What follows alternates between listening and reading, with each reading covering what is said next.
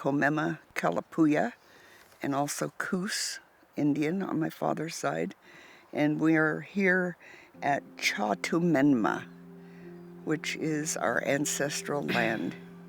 One of the things that people ask me is, where'd you guys come from? Well, right here, we try to teach and share the culture, not just our own Kalapuya culture, but Native culture and attitudes and respect. Working with Native issues almost all my life, working with tribes and to make people understand that really there is not a lot of difference between us except the way we view the world. Here in Yoncalla, we have a very small program, and my 3 girls have been to our summer camps that we used to sponsor for Native children, which we've had for over 47 years. And Shannon is one of the people who worked very, very hard in Indian education programs, making the community and people aware that we're still around, that we're not long gone.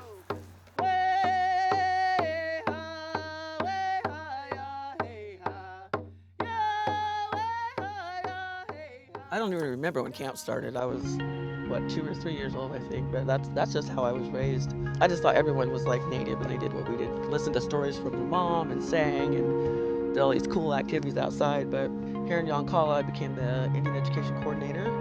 And in that, I did tutoring. And then we did the camp and all traditional. We do drumming, singing, dancing, language, nature.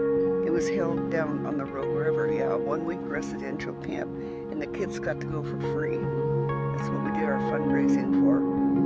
When COVID hit, everyone was devastated, but also at the same time, the property that was given to us to use was sold. But a few months after that, we were gifted with this property. And so this year will be our very first summer camp in a new location. It's perfect. We have Land Creek, the Indian Education Coordinator now for Yoncalla.